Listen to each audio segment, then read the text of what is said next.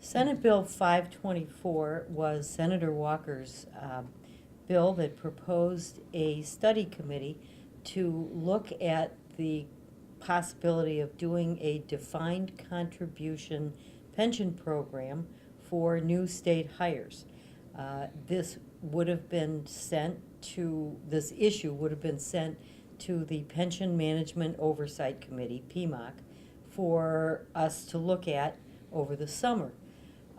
Unfortunately, when we got to committee and as they were passing out the bills, we were handed an amendment to that which basically set up an entire defined benefit pension program for new state employees without it going to a study committee at all. We didn't have an opportunity to look at this beforehand. We were handed a complicated piece of legislation as an amendment in committee on the last day of hearings, and we thought it was inappropriate. You know, we've been there every meeting, we've discussed every bill with them, we've been cordial, we've even agreed with them on most legislation per se. But today it was a little bit overboard, and I think they probably should realize that what the action they took today was unacceptable.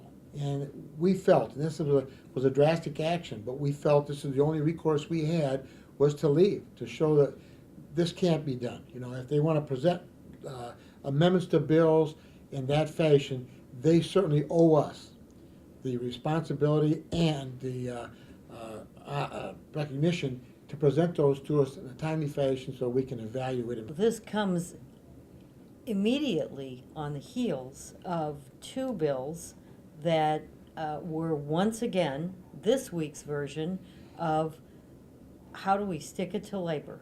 The first one has to do with a constitutional amendment. A constitutional amendment to talk about how labor organizations are going to conduct their elections. I find that preposterous.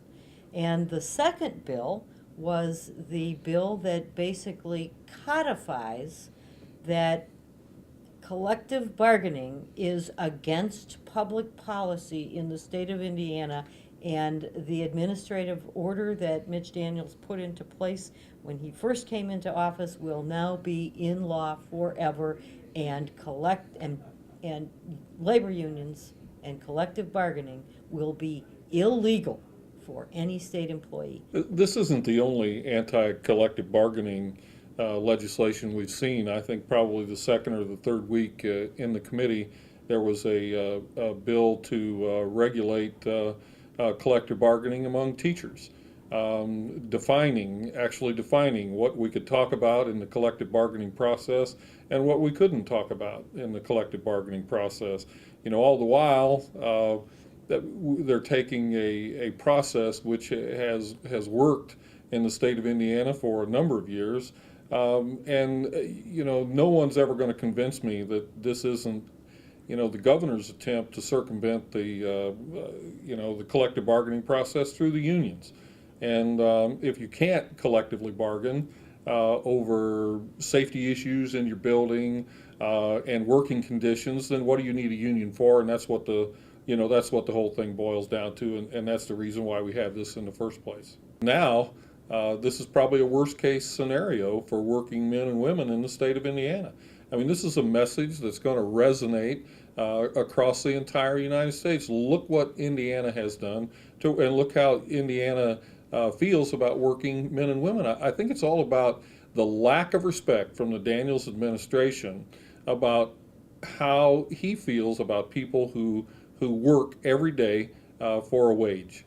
And he obviously, in my opinion, he has no respect for those people.